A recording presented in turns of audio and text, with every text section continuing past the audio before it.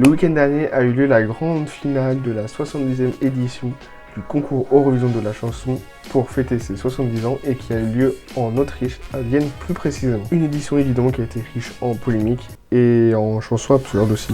Donc pour en faire un débrief, on s'attendait vraiment à un show assez exceptionnel pour les 70 ans du concours, mais on a été assez déçus de certaines choses, notamment les présentateurs. On trouve, en tout cas les Eurofans, donc les fans de l'Eurovision, ont trouvé que les présentateurs n'ont pas été à la hauteur entre guillemets du show. Et évidemment, le style vestimentaire du présentateur est aussi à revoir. À la limite, un des seuls trucs qui a été plutôt bien et drôle, c'est lorsque les deux présentateurs ont repris la chanson gagnante qui a gagné justement l'année dernière pour l'Autriche, lors de la deuxième demi-finale de l'Eurovision qui a eu lieu jeudi dernier.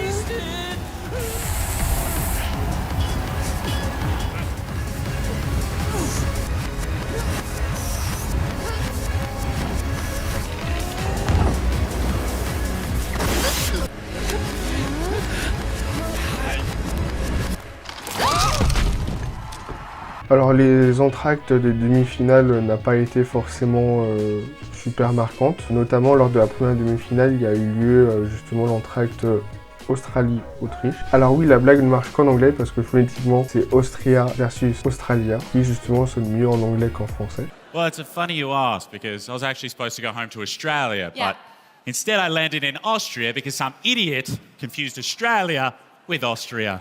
Australia is huge in size and Austria so small. Australia is flat and dry. We have the Alps and waterfalls. We have our own continent. You're lonely out at sea.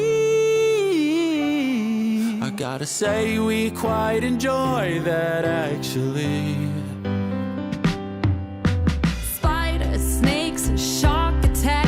Australia would kill me.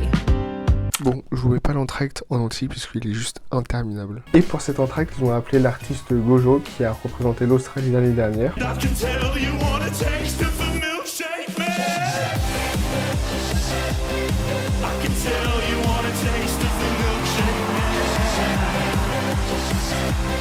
Alors là vous allez me dire, mais en soi il n'y a aucun souci à appeler un artiste australien justement pour l'entracte là, vu que c'est en Autriche et en plus il compare l'Autriche à l'Australie. Mais si l'artiste avait fait plutôt un bon résultat à l'Eurovision, par exemple il avait fini premier ou il avait fini dans le top 5 ou dans le top 10 de la finale de l'Eurovision, ça serait passé. Ils auraient pu inviter Dami Im qui a fini deuxième de l'Eurovision en 2016.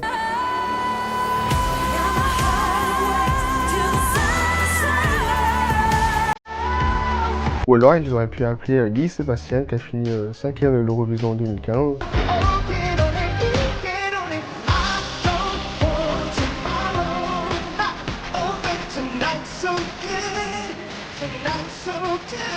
Mais ils ont décidé d'inviter un gars qui ne s'est même pas qualifié pour la grande finale de l'Eurovision. Pour la finale, on peut aussi noter un entracte qui est plutôt cool puisqu'on a le groupe Lordi qui a gagné en 2006 pour la Finlande avec son tube Hard Rock Alléluia.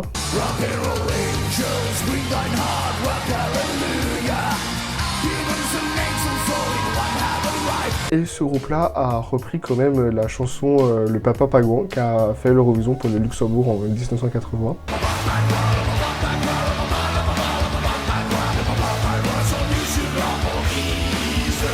Et ça, j'avoue, c'était assez drôle quand même. Alors concernant les cartes postales, ces petites vidéos qui sont diffusées avant chaque prestation, on peut pas dire qu'elles étaient super bien, mais on peut pas dire non plus qu'elles étaient super nulles. Personnellement, ces cartes postales-là me font penser un peu à ceux de 2022 que l'Italie a pu proposer. Alors pour les chansons, tout dépend des goûts évidemment. Il y a des chansons qui sortent pas forcément du lot comme celle-ci.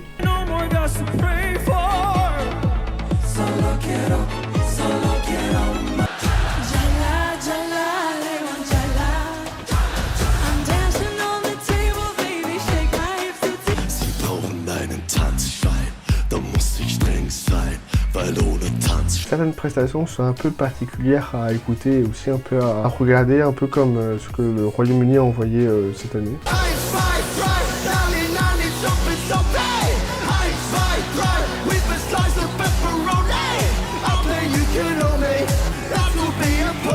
qui mérite d'ailleurs son résultat parce qu'il a fini dernier du concours. After the audience vote, you have received 0 points.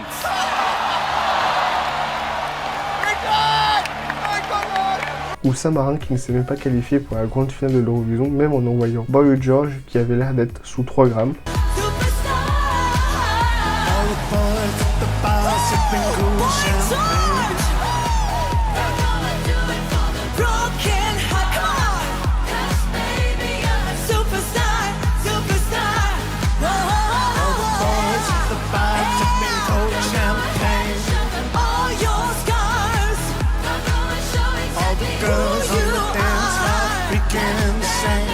Et à l'inverse, des chansons qui sont aussi particulières à regarder, mais qui finissent plutôt bien dans le classement.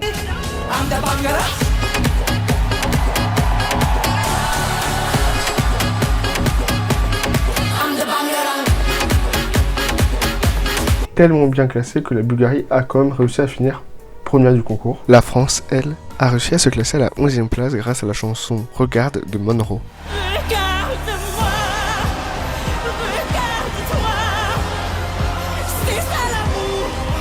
Alors évidemment, il y a aussi des points négatifs, comme par exemple la participation d'Israël. La participation d'Israël fait que il y a justement des pays qui se sont retirés à cause de cette participation-là, comme l'Espagne, les Pays-Bas, la Slovénie, l'Irlande et l'Islande. Alors certes, il y a des pays qui sont revenus cette année, comme la Bulgarie par exemple, qui a gagné le concours. Il y a la Roumanie et la Moldavie qui sont revenus cette année, mais ces pays-là ne font pas l'équivalent, on va dire, des pays qui sont partis, puisque justement l'Espagne et les Pays-Bas sont deux pays qui sont assez gros et qui payent beaucoup pour participer à l'Eurovision, donc ça peut pas équilibrer les charges. Et justement, il y a certains pays qui pensent potentiellement à se retirer l'année prochaine, les pays que j'ai pu citer plus tôt justement. Il y a aussi notamment la Belgique qui souhaite se retirer potentiellement l'année prochaine à cause de la participation d'Israël. Il y a aussi certaines choses que j'aurais mis dans les points négatifs, comme par exemple le design, qu'on peut voir par exemple pendant les récaps, qui sont à mon goût pas très jolis, ou même justement le tableau des scores, et justement aussi l'ordre de passage qu'il y a au début du concours, que je trouve pas très joli graphiquement, mais après ça c'est mon avis personnel. Si je devais faire un point global de l'Eurovision cette année, c'était pas un mauvais show, la salle était super belle, les points de caméra étaient plutôt bien faites par rapport à 2015 où justement le concours a lieu aussi en Autriche, mais comme je l'ai dit plus tôt, il y a certains points qui sont un peu négatifs, comme certains entractes ou même les présentateurs en eux-mêmes. Alors je juge pas eux, mais plutôt leur qualité de présentation pour cet événement-là. Je pense que la présentation de Mens et de Petra en 2016 a été beaucoup mieux que la présentation des deux présentateurs cette année. Surtout, ça me fait toujours un grand plaisir de pouvoir faire ces vidéos-là. Ça fait aussi plaisir de pouvoir regarder le concours de l'Eurovision. Sur ce, on se retrouve dans une prochaine vidéo. Salut!